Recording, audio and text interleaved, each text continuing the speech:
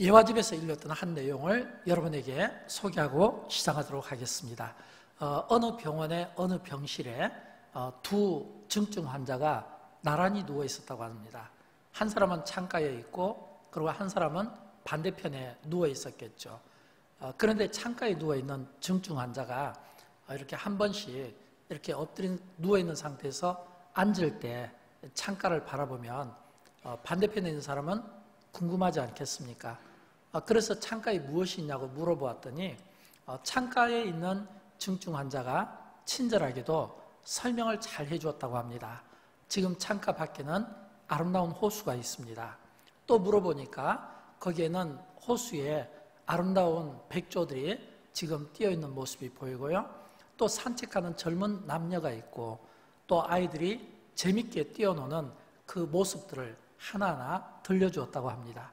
창가 반대편에는 환자가 창가 옆에 있는 그 사람의 그 친절함과 그 따뜻한 말에 고마운 마음이 들었다고 합니다. 그런데 그 고마운 마음이 시간이 흐르면서 사라지게 되고 오히려 반대의 마음이 들었다는 겁니다. 불평하는 마음이 생긴 거예요. 왜냐하면 창가에 앉은 사람이 한 번씩 누웠다 앉으면서 바라보는 그 창가를 보지 못하는 그 반대편에 있는 환자 입장에서는 이 불만이 생기기 시작한 겁니다. 그리고 그 불평이 어느 순간 자기도 모르게 이런 생각이 들더래요. 이 창가에 있는 환자가 빨리 죽었으면 좋겠다. 그러면 내가 그 창가로 옮겨가게 될 텐데. 그리고 어느 날 밤 창가 옆에 앉았던 환자가 숨을 가쁘게 몰아쉬더랍니다. 숨을 가쁘게 몰아쉬면서 이제 간호원들을 호출하는 그 응급 호출을 눌러야 되는데 이걸 찾지를 못해서 막 더듬으면서 가쁘게 숨을 쉬는 그 중증 환자를 보면서 반대편의 환자가 못 본 척을 한 겁니다. 그러면서 일부러 자는 흉내를 냈다고 합니다. 왜냐하면 이 사람 마음속에는 이 환자가 죽어야 내가 자리를 옮기고 창가의 그 아름다움을 보게 될 거라는 그 생각으로 가득 차 있다 보니까 지금 죽어가는 그 환자를 외면하게 되었다는 겁니다. 그리고 새벽에 일어나 보니까 그 환자가 싸늘한 시체가 되어 죽어 있었답니다. 의료진이 와서 급히 그 환자를 빼어내가고 드디어 이제 창가 반대편에 있던 환자가 창가 옆으로 자리를 옮기게 되었다고 합니다. 근데 그 자리를 옮기는 그 모든 이전의 그 과정에서 이 창가 반대편에 앉은 중증 환자가 양심에 가책이 들지 않더랍니다. 조금도 그 죽은 사람에 대한 미안한 마음이 들지 않더랍니다. 그렇게 자리를 옮겨서 이제 자신이 앉아서 창가를 바라봤는데 아무것도 없더래요.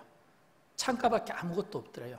창가 밖을 보니까 큰 담벼락에 이렇게 파란색으로 페인트 칠해져 있는 그 담장벽 위에는 아무것도 보이지 않더랍니다. 그때 비로소 반대편에 있던 중증 환자가 깨닫게 된 겁니다. 아, 창가에 앉았던 환자가 창밖을 바라본 것이 그게 어떤 아름다움 때문에 본 것이 아니라 그냥 운동하면서 본 거였는데 근데 자신이 질문할 때마다 마치 궁금해하는 자신에게 친절함으로 호수에 대한 이야기, 백조에 대한 이야기, 젊은 남녀의 아름다운 사랑 이야기 그러면서 아이들의 뛰어노는 이런 아름다운 이야기를 해주면서 너무나도 자기를 행복하게 해준 그 사람에 대해 고마운 마음이 들면서 자기 자신이 얼마나 옹졸했는가 자신의 그 옹졸함 때문에 그 귀한 생명을 이렇게 가게 한 것에 대한 미안함과 깨달음을 적은 그런 내용이었습니다. 사랑하는 여러분, 저를 포함해서 모든 사람은 무엇을 보느냐에 따라서 그 사람의 삶이 달라진다고 생각합니다. 우리가 무엇을 보고 우리가 무엇을 느끼며 무슨 생각을 하느냐에 따라서 긍정적인 삶을 사는 사람도 있고 또는 원망과 후회의 삶을 사는 사람도 있습니다. 특별히 우리 시대를 보면 원망하고 불평하는 사람들을 많이 보게 됩니다. 선거 탓인지 아니면 코로나 이런 어떤 확진자들의 그런 증가 때문인지 아니면 원래부터 인류는 창조 이래 계속해서 이런 원망과 불평들이 있어 왔기도 합니다. 돌아보면 우리 주변에 얼마나 많은 원망과 불평들을 쏟아내는지 알 수가 없어요. 가만히 곁에 있다 보면 긍정적인 생각을 가지고 이야기하는 사람보다는 부정적인 생각을 가진 사람들이 많고, 또 서로에 대해서 미워하고 적대시하는 마음들이 얼마나 큰지 알 수 없어요. 그래서 서로 미워하는, 이런 적대시하는 이런 갈등의 마음들이 상대에서 분노를 막 일으키는 증오 바이러스가 오늘 우리 시대에 팽배해져 있는 것 같아요. 이 증오 바이러스가 오늘 우리 시대에 있고, 또 이것이 우리 사회 속에 있고, 또 심지어는 교회나 가정 속에서도 이런 증오 바이러스들을 통해서 어떻게 분열하고 서로 다투고 깨고자 하는 이런 마음들이 오늘 우리 주변에 참 많이 있는 것을 봐요. 그러면서 이런 생각을 해봅니다. 왜 이런 증오 바이러스들이 생기게 됐고, 왜 사람들이 불평하고 원망하는 이런 소리를 들어야 하는가? 그러면서 제 안에 이런 깨달음이 있어요. 교회가 이 책임에서 자유로울 수 없다는 생각을 갖게 된 겁니다. 교회가 이 책임에서 자유로울 수 없는 것은 교회의 특징 가운데 하나가 자정 능력입니다. 교회는 자정 능력이 있어요. 그래서 그 자정 능력을 가지고 시대에 막힌 어떤 담들을 헐어주고 서로 불편하고 갈등 관계를 화해시켜주는 역할을 하는 게 교회인데, 교회는 마치 스폰지와 같아서 온 세상에 오물투성인 그 더러움들을 닦아내고 수용하고 포용하는 게 교회인데, 근데 교회가 이 책임에서 자유로울 수 없다는 것은 교회의 약한 영성이 오늘 시대에 대안이 되지 못하고 자정 능력을 잃어버리면서 오늘 이런 사태를 맞이하게 되지 않았는가. 저는 그런 의미에서 교회 책임을 부인하지 않을 수가 없고, 또 교회의 특징 가운데 하나가 자정 능력이고, 이런 어떤 오물들을 닦아내는 그런 능력들이 교회 안에서 나와야 된다면 저는 교회가 백신을 많이 만들어야 된다고 생각을 합니다. 왜냐하면 이 세상에 참 많은 나쁜 바이러스들이 있는 것 같아요. 미워하는 바이러스, 증오하는 바이러스, 이런 나쁜 바이러스들이 많이 있는데, 그럴수록 이 나쁜 바이러스를 잡아줄 수 있는 이런 백신 바이러스들을 이 교회가, 기독교가 만들어내야 되지 않겠습니까? 하나님의 말씀의 백신, 기도의 백신, 또 찬양의 백신, 또 용서의 백신, 또 사랑의 백신, 그리고 이런 백신들이 많이 만들어질 때 비로소 그런 좋은 많은 백신들을 통해서 우리가 얻게 되는 결론은 긍정적인 생각을, 긍정적인 사고를, 긍정의 마음을 비로소 갖게 된다고 하는 겁니다. 지난주 저희 교회에 이제 이틀 동안 밤에 우리 청소년 수련회가 있었어요. 그 청소년 수련회에서 이제 목사님의 그 메시지가 있었고, 또 찬양이 있었고, 또 기도가 있고, 근데 그 주제가 말씀 백신, 기도 백신, 찬양 백신이었거든요.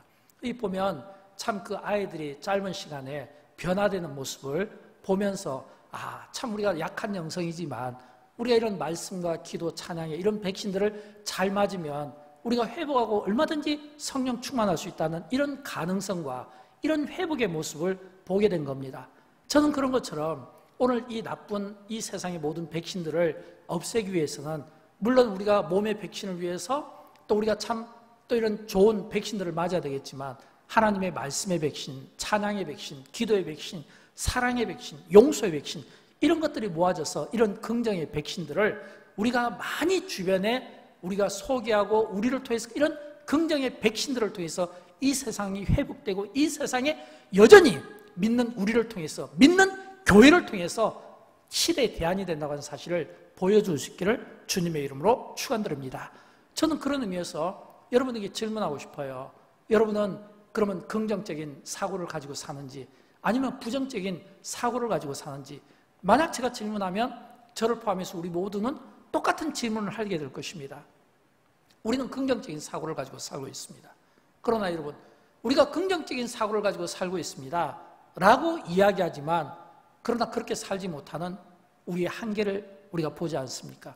마음은 항상 긍정적인 사고를 가지고 살고 싶지만, 그러나 정직하게 그 내면을 들어가면 여전히 그 안에 있는 우리의 재성을 우리가 부인할 수가 없는 겁니다. 그래서 성경은 우리에게 로마서에 있는 말씀을 통해 이렇게 들려주고 싶어 합니다. 로마서 1장 21절을 보면, 하나님을 알되 하나님을 영화롭게도 아니하며 감사하지도 아니하고 오히려 그 생각이 허망해지며 미련한 마음이 어두워졌나니, 하나님을 알면서도 하나님을 영화롭게 하지 못하고 감사하지 못하는 인간의 한계가 왜인가 하면 죄성 때문에 그런 거예요. 이 죄성이 오히려 우리로 하여금 생각이 허망해지고 마음이 어두워진다는 겁니다. 저는 우리가 조금 전 읽었던 민수기서 11장에 있는 말씀이 우리에게 좋은 신뢰가 되고 교훈이 된다고 생각합니다. 왜냐하면 민수기 11장에 있는 말씀을 보면 이스라엘 백성이 광야에서 하나님을 원망하고 하나님을 불평하거든요. 근데 사실은 그 광야에서 하나님을 원망하고 불평하는 그들이 누굽니까? 사실은 그들이 가장 하나님으로부터 사랑을 많이 받은 자 아닙니까? 그들이요, 원망하고 불평하는 이스라엘 자손들이, 그들이 애굽에서 종살이 할 때 하나님께서 그들을 애굽에서 구원시켜 주었잖아요. 모세를 세워서 지도자로 삼고 이스라엘 백성들을 광야로 이끌고 나왔잖아요. 또 그리고 가나안 땅으로 또 인도하는 과정에 있잖아요. 어떤 의미로 보면 사실은 이스라엘 자손들이 가장 하나님 앞에 감사해야 될 하나님의 백성들이, 가장 은혜를 크게 입은 하나님의 백성들이, 근데 사실은 원망하고 불평하더라는 겁니다. 왜 원망하고 불평할까라고 하는 겁니다. 오늘 본문 1절을 보면 나오죠. 1절을 보면 여호와께서 들으시기에 백성이 악한 말로 원망하며, 하나님이 들으시는데 이 백성이 악한 말로 원망하고 있다는 겁니다. 감사해야 될 하나님의 백성들이 원망하는 거예요. 근데 여러분 아십니까? 이스라엘 자손들이 광야 생활을 동안 이런 악한 말로 원망하고 불평했던 일들이 한두 번이 아니었어요. 오죽하면 하나님께서 원망하고 불평하는 이스라엘 자손을 향하여 너희는 목이 고준 백성이다. 내가 도저히 너희와 함께 못하겠다. 내가 너희를 약속은 지키지만 이제는 내가 너희와 함께 하지 않겠다. 이런 표현들을 사용하신 것을 보면 이 이스라엘 백성들이 얼마나 원망하고 불평한 일들이 잦았는가라고 하는 겁니다. 그러나 그 가운데서도 그들이 광야 생활을 무사히 갈 수 있었던 것은 하나님의 은혜도 있었지만, 그러나 모세의 기도가 있었다는 것을 또한 우리는 놓치면 안 되는 겁니다. 이스라엘 자손들은 아무리 하나님이 그들에게 좋은 환경을 주었음에도 불구하고 그 환경에 대해서 감사하지 못하는, 이게 어떤 의미로 보면 이스라엘 자손들의 한계가 되기도라고 하는 겁니다. 그러나 우리는 이스라엘 자손들이 그렇게 하나님 앞에 원망하고 불평하기 이전에 먼저 그들이 깨달아야 될 게 있어요. 그건 뭘까요? 하나님께서 이스라엘 자손을 애굽에서 건져내시고 또 광야로 인도하실 때 하나님은 그들을 향한 큰 그림을 갖고 있지 않겠습니까? 하나님은 그들 한 사람 한 사람에 대해서, 우리도 마찬가지예요. 우리 한 사람 한 사람에 대해서 또 영광교회에 대해서 큰 그림을 갖고 계세요. 그 큰 그림을 보지 못하면 당연히 힘들 수밖에 없고 원망과 불평이 나올 수밖에 없어요. 그러나 그 그림이 큰 그림을 우리가 이해한다면 훈련의 과정으로 생각하지 않겠습니까? 근데 이 이스라엘 백성들이 자꾸 원망하고 불평한 걸 보면 하나님의 뜻을 알지를 못한 거예요. 그들의 그 좁은 안목으로 하나님의 그 큰 그림을 그들을 보지 못한 거예요. 그러니까 원망하고 불평하는 이런 한계를 보여주더라는 겁니다. 적어도 저는 본문에서 이스라엘 자손들을 통해서 세 가지 인간의 한계를 보게 되는데, 그 첫 번째 한계가 뭐냐면 감격을 유지할 수 없는 한계를 보게 됩니다. 감격을 유지할 수 없는 한계. 사실 이스라엘 자손들은 하나님께 지금 은혜를 입고 그들이 광야에 나왔거든요. 근데 그 은혜를 입고 나온 그들이 감격을 유지할 수 없었다. 이 말을 바꿔 이야기하면 그들이 원망한 이유를 보면 알 수 있어요. 그들이 지금 원망할 때 왜 원망하는지 그 원인이 4절에 보면 나오는데 이렇게 이야기합니다. 이스라엘 자손도 다시 울며 이르되 누가 우리에게 고기를 주어 먹게 하랴. 누가 우리를 고기를 주어 먹게 하랴. 이 말씀은 고기 좀 달라는 겁니다. 고기 좀 먹게 달라는 거예요. 이 고기를 못 먹으니까 그들이 지금 하나님을 원망한다고 하는 겁니다. 여러분, 하나님께서 이스라엘 자손들을 이 광야로 이끄실 때 이스라엘 자손들은 고기 좀 먹게 달라고 원망하지만, 그러나 우리가 하나님의 관점에서 보면 이거는 기가 막힌 이스라엘 백성들에 대한 배려와 관심과 사랑이 얼마나 깊은가를 볼 수 있어야 됩니다. 왜냐하면 하나님께서 이스라엘 자손들을 광야로 이끄실 때 그들은 아무것도 없었잖아요. 그런데도 불구하고 그들이 의복이 헤어지지 않냐고, 발이 부르트지 않냐고, 추울 때 춥지 않도록 그 불로 그 추위를 지켜주고, 또 맹수들로부터 보호해주고, 또 여름에는 덥지 않도록, 더위 때문에 고생하지 않도록 또 그늘로 또 그들을 또 인도해 주신, 이게 전부 하나님의 배려잖아요. 뿐만 아니라 하나님께서 그들에게 만나를 주신 것은 이건 굉장한 배려라고 생각합니다. 그 많은 사람들이 광야에서 행군할 때 밥하고 설거지하고 청소하고 또 밥하고 설거지하고, 만약 이걸 반복적으로 한다면 그들이 앞을 나갈 수 있겠습니까? 그들이 밥하고 설거지하는 이런 것들을 전부 다 이렇게 하지 않도록 하나님의 그 배려가 그들에게 만나를 통해서 부어주셨다는 거예요. 그러면 그들이 그 복잡한 일들을 하지 않아도 되는 그 은혜가, 이게 하나님의 배려고 사랑 아니겠습니까? 그럼에도 불구하고 이스라엘 자손들은 시간이 지나면서 그런 감격들을 유지하지 못한 거예요. 어떻게 보면 이스라엘 자손들이 애굽에 나올 때 그들은 굉장히 당당히 나왔습니다. 자신들이 하나님의 선민이라고요. 또 그들이 홍해바다를 건널 때는요, 그들이 홍해바다 앞에서 그 물에 빠져 죽어가는 그 애굽인들을 보면서 하나님을 향해서 찬양을 하고 막 그들이 굉장히 기뻐했어요. 그리고 또 그들이 광야에 왔을 때도 기뻐했어요. 그러나 그들은 홍해 앞에서 불평했습니다. 또 그들은 광야에서도 불평했어요. 물이 없다고 불평하고 먹을 것이 없다고 불평하고 원망하는 하나님의 배려가 있음에도 불구하고 그 배려가 오래 지속되지 못했다는 거예요. 여러분, 이것은 우리도 마찬가지예요. 우리가 신앙생활할 때, 특별히 우리의 은혜 생활에 우리가 항상 영적으로 점검해야 되는 것 중에 하나는 바로 이거예요. 우리가 은혜 생활할 때, 여러분 그 은혜 받았던 때를 한번 기억해 보십시오. 얼마나 가슴 떨리는 그런 설렘이 있었습니까? 처음 은혜를 받으면 이 은혜가 얼마나 나를 떨리게 하는지 몰라요.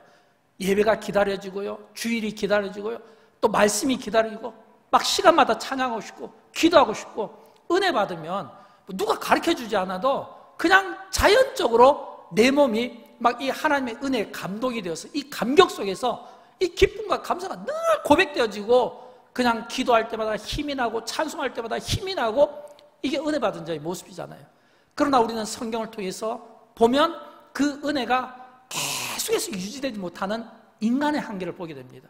오늘 본문에서 이스라엘 자손들의 한계도 그거였어요. 그들이 왜 불평했습니까? 고기가 먹고 싶다는 거예요. 그들이 하나님의 큰 그림을 보면 절대 불평할 수 없는 그런 인간의 한계를 오늘 본문 속에 보여주고 있다는 겁니다. 우리가 요한계시록을 보면 그 소아시아의 7교회를 우리에게 소개해주고 있잖아요. 그 소아시아의 7교회는 훗날 미래의 어떤 지상교회의 이 예표처럼 우리에게 들려주기도 합니다. 교훈이 필요한 거예요. 근데 이 지상교회 그 7개 소아시아 교회 가운데 첫 번째 에베소 교회를 보면, 이 에베소 교회가 주님으로부터 칭찬받은 교회입니다. 어떤 칭찬을 받았냐면 그들의 봉사가 칭찬받았어요. 또 그들의 인내가 칭찬받았습니다. 특별히 이단 앞에서 바른 신학을 가진 것이 칭찬받았습니다. 에베소 교회가 칭찬이 많은 교회예요. 그러나 그 에베소 교회가 오래가지 못해서 그 칭찬 이후에 그들은 책망을 받습니다. 요한계시록 2장 4절을 보면, 그러나, 이 그러나는 앞에서 주님으로부터 봉사한 것에 대해 칭찬받고 인내한 것에 대해서 칭찬받고 바른 신학을 가진 것에 칭찬받았는데, 그러나 너를 책망할 것이다니. 그러나 지금은 주님이 에베소 교회를 책망하는데 그 책망이 너희 처음 사랑을 버렸느니라. 처음 사랑을 버렸다는 거예요. 여러분, 이 말을 바꿔 이야기하면 에베소 교회가 처음부터 책망받은 게 아니잖아요. 처음에는 받은 사랑이 커서 봉사하는 기쁨이 있고, 고난 가운데 인내하는 기쁨이 있고, 이단의 유혹 가운데 바른 신앙을 가지고 교회를 든든하게 세우는 기쁨이 있었는데, 어느 순간부터 책망받게 되는, 처음 사랑을 잃어버리게 되는 이런 연약함이 있다라고 하는 것입니다. 그럴 때 우리는 이런 어떤 은혜가 떨어질 때, 원망할 때, 보통 사람들은 누구를 탓하고 어떤 상대에게 그 책임을 전가하고 싶어 하잖아요. 그럴 때 이스라엘 자손들이 스스로 자기 자신을 돌아보는 그 자세가 필요했던 것처럼, 여러분, 저는 소원합니다. 여러분 가운데 그런 분이 없기를 바라지만, 만약 여러분에게 은혜가 떨어졌다, 또는 그 은혜 생활에서 내가 멀어진 것 같아, 지금은 은혜 대신 내 안에 불평이 나온다면, 원망이 나온다면, 그 원망과 불평을 책임을 돌리고 전가하기보다는 오히려 스스로 자기 자신을 하나님의 말씀에 비춰보고, 하나님의 말씀의 백신, 찬양의 백신, 이런 기도의 백신들을 통해서 다시 한번 여러분의 영적인 삶이 회복되기를 주님의 이름으로 축원드립니다. 두 번째는요, 큰 그림을 보지 못하는 한계입니다. 큰 그림을. 본문에서 이스라엘 자손은 약속의 땅을 받은 겁니다. 약속의 땅을 가기 위한 길이었습니다. 약속의 땅을 가는 것이 이게 이스라엘 백성을 향한 하나님의 큰 그림이었어요. 만약 그 하나님의 마음을 알고 그림을 만약 그가 넓은 안목으로 볼 수만 있었다면 지금 먹는 것 때문에 주저앉아서 불평하고 원망하기보다는 빨리 가서 먹는 게 낫잖아요. 그잖아요. 빨리 가서 먹는 게 낫잖아요. 근데 이 그림을 보지 못하니까 넘어지게 되더라는 겁니다. 우리를 향하신 하나님의 마음을 보지 못하면 그렇습니다. 에레미야서에 이런 말씀 나오죠. 29장 11절 말씀 우리 같이 한번 읽어보도록 할까요? 여호와의 말씀이니라. 너희를 향한 나의 생각을 내가 아나니 평안이요 재앙이 아니니라. 너희에게 미래와 희망을 주는 것이니라. 아멘. 우리를 향한 하나님의 생각은 평안이고 미래와 희망인데 이게 하나님의 마음이에요. 이게 우리를 향하신 하나님의 큰 그림이에요. 그런데 이걸 보지 못하면 우리는 뭘 생각하냐면 재앙을 생각한다는 겁니다. 여러분, 재앙이라는 것은 뭐냐면 현재의 삶에 대해 고통을 생각하는 거예요. 지금 내가 처해 있는 이 상황이 너무 고통스럽고 답답하다는 겁니다. 근데 이런 사람들이 주로 어떤 생각을 하게 되냐면 과거의 생각에 얽매이게 된 거예요. 오늘 본문에 보면 참 이 이스라엘 자손들이 고기를 먹고 싶다고 원망하는 것도 참 우스운 일이지만 본문 5절에 보면요, 과거의 애굽에서의 삶을 추억하는 것은 이건 더 웃기는 일이에요. 왜냐하면 그들이 애굽에서 어떤 삶을 살았습니까? 노예 생활이었어요. 학대를 받았어요. 아무것도 소유할 수가 없었어요. 그런데도 불구하고 광야에서 하나님께서 그들에게 배려하신 모든 것들을 기억하지 못하니까 어떻게 고백하냐면 5절 말씀 같이 읽어보도록 할까요? 우리가 애굽에 있을 때는 값없이 생선과 오이와 참외와 부추와 파와 마늘들을 먹은 것이 생각나거늘. 값없이 자신들은 엄청난 노동을 통해서 대가를 지불했는데도 불구하고 값없이 이게 현실에 만족하지 못하고 현재의 삶에서 은혜를 누리지 못하면 과거에 대해서 이런 왜곡된 이 기억들이 막 부추기게 되는 거예요. 이게 하나님의 큰 그림을 보지 못할 때 나타날 수 있는 모습이다라고 하는 겁니다. 여러분, 애굽에서 종사를 할 때 먹던 음식이 별로 좋아 보이지 않잖아요. 우리가 상식적으로 봐도 파, 마늘, 부추 이런 것들이 좋아 보이지가 않잖아요. 근데도 불구하고 그거를 그리워한다는 이게 인간의 한계 아닐까요? 인간의 한계는 내가 어렵고 힘든 일을 당할 때 원망하고 불평할 때 과거에 집착하게 되는 거예요.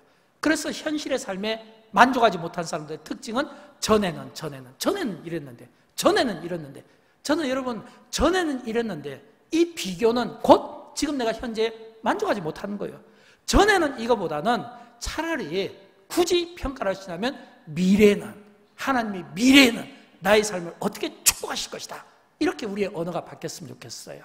그런 바뀌는 그런 언어를 통해서 오늘 우리의 삶을 다시 한번 우리의 삶을 조율하고 우리의 삶을 다시 한번 돌아보는 기회가 되었으면 좋겠습니다.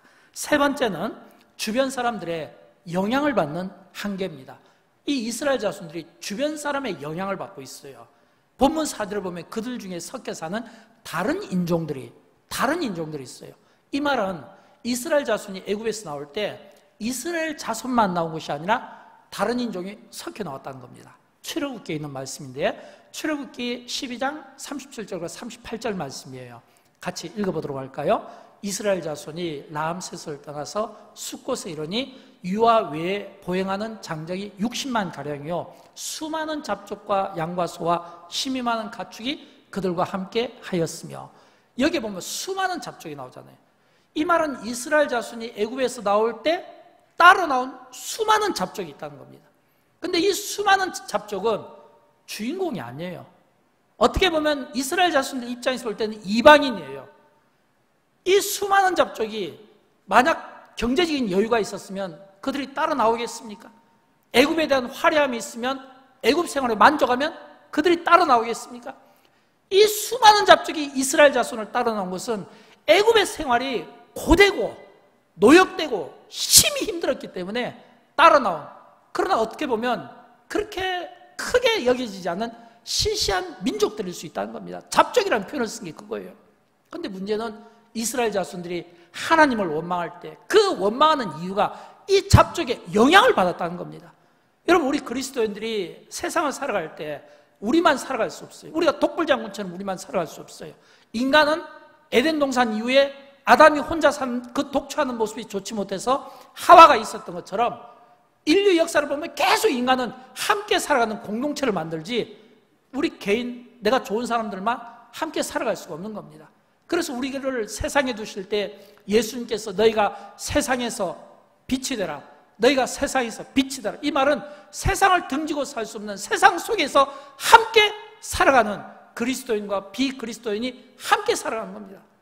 그리고 우리는 그리스도인으로서 우리의 변화된 모습, 성숙한 모습, 경건한 모습을 우리가 영향력을 끼쳐야 되는 거예요.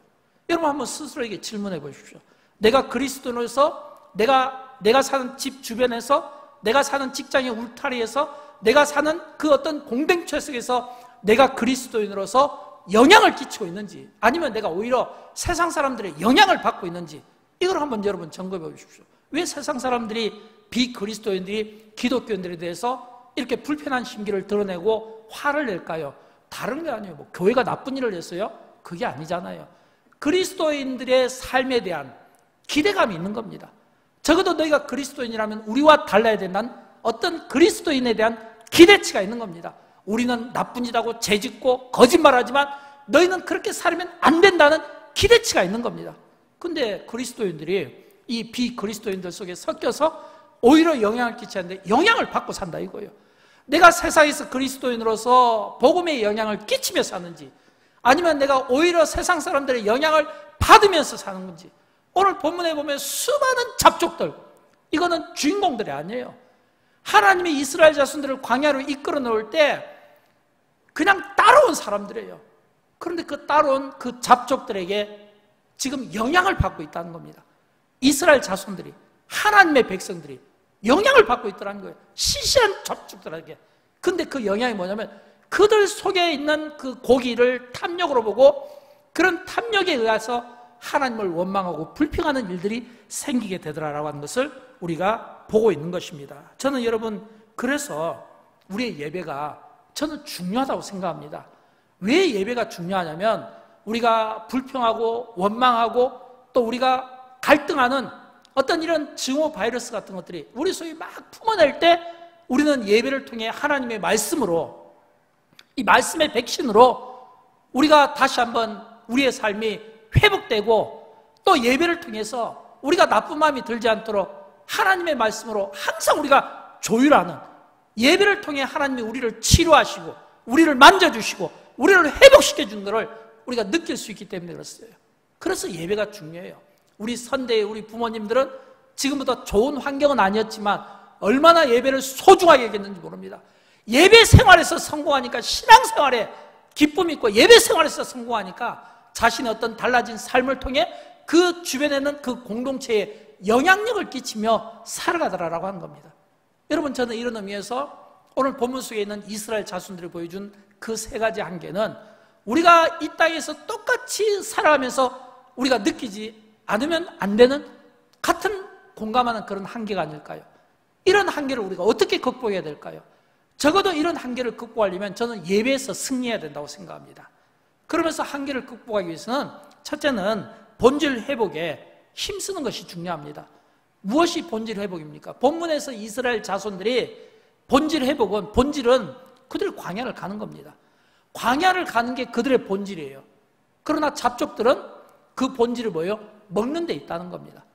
그러니까 먹는 것과, 그리고 이 광야에 가는, 이 가나안 땅을 가는 것, 가나안 땅에 간다는 것은 그들은 꿈이 있는 백성이라는 거예요.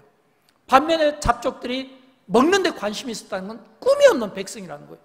꿈이 있고 꿈이 없는 그 백성들이 함께 어울려서 살을 때 우리 그리스도인들은 우리의 본질을 찾고 정체성을 찾고 행동하는 것이 중요합니다. 이스라엘 자손들이 본질은 그들이 가나안 땅을 가는 것이었어요. 가나안 땅을 가는 데 있어서 먹는 문제, 마시는 문제, 이런 것으로 멈추면 안 되고 원망하면 안 됐던 겁니다. 저는 여러분, 그런 의미로 오늘 우리 그리스도인들의 정체성과 우리의 본질인 하나님의 말씀, 복음인 것을, 십자가인 것을 기억하고 우리가 사소한 거리에 우리의 시간을 빼앗기고 낭비하기보다는 본질에 충실한 그리스도인의 삶을 통해서 우리가 좀 먹지 못하더라도, 좀 부족하더라도 우리가 본질에 충실하고 열정을 가지면 그 모든 것들이 좋아진다고 저는 믿습니다. 여러분, 그렇지 않아요? 예를 들어서 교회를 열심히 할 때 열정을 품을 때 내가 시간 안 맞춰서 식사를 안 한다고 해서 그것이 배고프나요? 그것 때문에 내가 허리가 져서 주의를 못 하나요? 아니잖아요. 오히려 더 크게 강하게 쓰임을 받는 거예요. 이게 본질에 충실한 자의 삶의 모습입니다. 우리가 작은 일에서부터 본질에 충실하는 이런 성숙한 그리스도인의 모습과 지혜를 갖게 되기를 주님의 이름으로 축원드립니다. 두 번째는요, 같은 꿈을 가진 좋은 이웃을 많이 두었으면 좋겠어요. 오늘 본문 속에서 이스라엘 자손들이 광야에 나올 때 따로 나온 수많은 잡족들, 그들은 이스라엘 자손들에게는 이웃 아닙니까? 근데 이웃인데 별로 좋은 이웃이 못 되었던 거예요. 꿈이 달랐기 때문입니다. 꿈이 다르면 충돌이 생깁니다. 꿈이 다르면 반드시 어느 한쪽에 영향력을 받게 되어 있습니다. 저는 그런 의미에서 영광교회가 정말 건강한 교회 공동체를 이루었으면 좋겠고, 영광교회 성도들이 건강한 성도의 삶을 살았으면 좋겠어요. 건강한 성도의 삶, 건강한 교회 공동체를 이루기 위해서는 눈에 보이는 떡, 우리의 육신을 만족하게 하는 떡이 아니라 우리의 주가 되시며 우리의 생명이 되시는 생명의 떡이신 예수 그리스도를 만나는 것이 중요합니다. 우리의 생명이 되신 예수 그리스도와 동행하는 것이 중요합니다. 우리의 생명이 되신 예수 그리스도와 함께 동행하며 연합하는 기쁨과 함께 같은 꿈을 가진 믿음의 사람들, 같은 비전을 가진 믿음의 사람들이 함께 아름다운 동역을 이루는 이런 믿음의 좋은 친구들이 우리 주변에 많았으면 좋겠어요. 여러분의 일터에서, 여러분의 삶의 현장에서 이런 믿음을 가진 아름다운 사람들이 많았으면 좋겠어요. 그럴 때 우리의 교회는, 우리의 신앙은 아름답게 건강하게 세워져 나갈 줄로 믿습니다.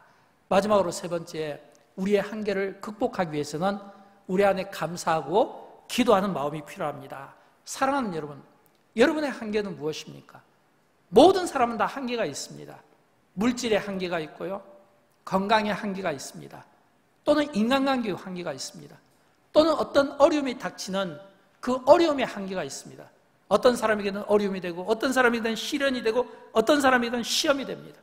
그리고 그런 한계들이 딱 부딪힐 때 우리는 광야라고 생각하고, 광야 속에서 이스라엘 자손들이 원망하고 불평한 것처럼 그 한계에 부딪히면서 우리는 불평하게 됩니다. 원망하게 돼요. 누군가에게 책임을 떠맡기게 되고 누군가에게 책임을 전가하고 싶어하는, 이게 인간의 한계입니다. 이런 이 인간의 한계를 어떻게 극복해야 할까요? 이런 한계를 극복하기 위해서는 우리 안에 긍정의 생각들, 긍정의 바이러스가 필요합니다. 제가 지난주 참 여기에 대해서 도전을 받았어요. 저희 교회 모 성도님을 제가 이제 방문하게 되었는데, 참 방문하면서 위하여 기도해주고 또 같이 권면하고 좋은 교제를 나누면서 제 입장에서는 이제 좀 연약하다고 생각해서 참 그 연약함을 놓고 참 시련 때문에, 시험 때문에 어려우시죠. 그때 그분이 저에게 이런 말씀을 하시더라고요. 목사님, 제가 제일 듣기 싫어하는 말이 시련이에요. 인생에서 시련은 그렇게 쉽게 오는 것도 아니지만 이 인생에서 이 시련은 진짜 무서운 거예요. 경험하면. 자신은 아직 시련을 당해보지 않았대요. 그러면서 뭐라고 이야기하냐면 어려움이에요. 어려움. 자신에게 병이 온 것도 어려움이고, 자신에게 어떤 한계로 인해서 고난이 오는 것도 어려움이고, 시련은 진짜 인간이 감당하기 어려운 거라는 거예요. 그러면서 그분이 이야기하기를 자기는 어려움이 있었답니다. 근데 몇 번의 그런 어려움이 있었는데 어려울 때마다 항상 감사하는 마음으로 이겨냈대요. 자기에게 어떤 어려움이 왔을 때 그 어려움 속에서 지금까지 살아온 삶을 돌아보면서 하나님께서 함께해 주신 것에 대한 감사가 있고, 또 어려웠지만 이길 수 있는 힘을 주신 것이 감사하고, 무엇보다 이 긍정적인 사고를 가지고 항상 아파도 그냥 늘 웃을 수 있는 이런 여유들, 이런 마음들이 자꾸 그분 안에 이 긍정의 바이러스가 들어가니까 그게 어려움이라는 거예요. 제가 거기서 그런 깨달음을 가졌어요. 우리가 많은 경우 시련, 시험 이런 단어들을 많이 쓰는데, 근데 시련보다는 어려움이라는 이 단어가 오히려 더 마음에 와닿습니다. 우리가 어떤 한계를 만나서 그 한계가 우리에게 어려움을 줄 수 있어요. 그러나 그것은 시련이 아니에요. 시련은 앞으로 우리가 당할 때 진짜 감당하기 어려운 일이 될 겁니다. 그런데 어려움, 이런 어려움들을 우리 안에 있는 이 긍정의 바이러스로 이겨내고 자꾸 이 한계를 자꾸 뛰어넘고자 하는 이런 긍정의 바이러스들을 통해서 이겨내더라고요. 제가 얼마나 감사한지 몰라요. 제가 오면서 그런 생각을 했어요. 아, 참 내가 참 좋은 깨달음을 가졌구나. 할 수만 있으면 오늘 우리 앞에 있는 시련들을 어려움으로 생각하고, 왜냐하면 시련으로 해서 더 큰 일보다 오히려 어려움으로 감수해서 오히려 더 그 어려움들을 하나하나 헤쳐나가는 그런 건강한 삶을 우리 모든 성도들이 살았으면 하는 그런 마음의 바람 때문입니다. 사랑하는 여러분, 한계가 있으시죠? 우리 모두는 한계가 있습니다. 근데 그 한계가 있을 때 그 한계를 극복할 수 있는 좋은 방법은 앞에서 어느 분의 간증처럼 감사를 이야기했지만 진짜 우리에게는 감사가 참 중요한 것 같아요. 우리가 잘 아는 오프라 윈프리를 한번 생각해 보십시오. 이분은 뭐 세계적인 토크쇼 진행자니까 뭐 굳이 이분에 대한 설명은 필요 없을 것 같아요. 이분이 세계적인 이런 어떤 토크쇼의 진행자로 영향력을 끼치기 이전에 그분의 청소년기의 그 삶은 정말 우울했습니다. 14살 때 굉장히 아픈 끔찍한 일을 당했고, 그것 때문에 이게 14살 때 이제 미혼모가 되었고, 또 알코올 중독자, 마약 중독자가 되었고, 어떻게 보면 아주 참 힘든 그런 어려움의 삶을 살았어요. 그런데 이 오프라 윈프리가 그 어려움의 때에 이겨낼 수 있었던 것은 그의 감사 노트였습니다. 그냥 일상의 사소한 것, 소소한 것들을 하나님의 그 감사들을, 제목들을 적어보았는데 그것이 자신의 삶을 바꿔놓았을 뿐만 아니라 자기 몸과 영혼까지 치유하고 변화받는 것을 경험하게 되었고, 더 중요한 것은 이 감사가 자기 자신이 치유되니까 그걸로 끝나는 것이 아니라 다른 사람을 치유하는데 축복의 통로로 쓰임을 받게 되었다는 이야기였습니다. 사랑하는 여러분, 한계를 극복하는 데 있어서 감사와 기도만큼 강력한 무기는 없습니다. 어떤 어려움이 찾아온다 할지라도 그것 때문에 원망하고 불평하기보다는 오히려 감사하고 기도로 이겨내시기를 진심으로 축복합니다. 왜냐하면 그것이 하나님의 뜻이잖아요. 성경에 보면 나오죠. 하나님의 뜻은 데살로니가전서 5장 17절과 18절에서 이렇게 이야기하고 있잖아요. 같이 읽어보도록 할까요? 쉬지 말고 범사에 감사라. 이것이 그리스도 예수 안에서 너희를 향하신 하나님의 뜻이니라. 이동희 목사님이라고 여러분 아시죠? 영광교회도 2번 오셨는데 바울 선교의 대표 되십니다. 이 바울 선교의 대표 되시는 이동희 목사님이 이 바울 선교회 소속 선교사들에게 자주 쓰는 표현이 있습니다. 하나님께 감사하고 무릎 꿇고 기도했으면 휘바람 불며 일어나라, 이 이야기를 해요. 근데 사실 선교지에 나가 있는 선교사들은 이 이동희 목사님의 영향을 받은 탓에 이동희 목사님의 어떤 참 명언이라든지 또는 어떤 중요한 메시지들은 항상 가슴에 담고 삽니다. 특별히 이 바울 선교회 소속이 선교사들이 저에게 이렇게 소식을 전할 때 꼭 그런 표현들을 써요. 이동희 목사님께서 이런 말씀을 하셨습니다. 그러면서 딱 그 중에 제 마음에 와닿는 게 뭐냐면 그거예요. 하나님께 감사하고 하나님께 무릎 꿇고 기도했으면 휘바람 불고 일어나라, 이거예요. 저는 그런 것처럼 우리 안에 있는 어떤 한계가 있다 할지라도 하나님께 감사하고 하나님께 무릎 꿇고 기도하고 기도했으면 휘바람 불며 일어날 수 있는 그런 성령 충만한 삶을 사시기를 주님의 이름으로 축원드립니다. 우리 함께 일어나실까요? 함께 찬양할 텐데 오늘 찬양은 그래서 감사의 이 찬양을 제가 택해 보았습니다. 우리가 참 인생의 많은 한계 속에서 부딪힘이 있을 수 있는데 그때마다 이 찬양을 통해서 이겨냈으면 좋겠습니다.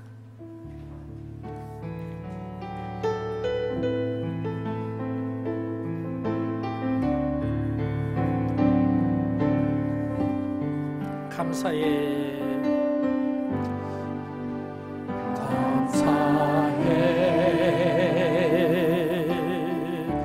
시험이 닥쳐올 때에 주께서 인도하시니 두려움 없네. 또 감사해,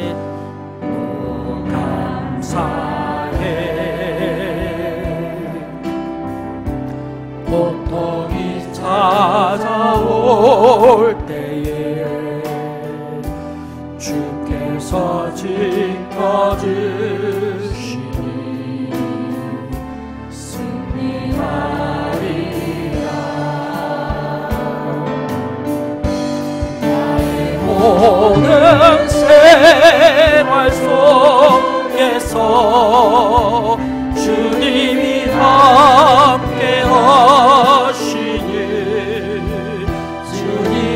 성령 나를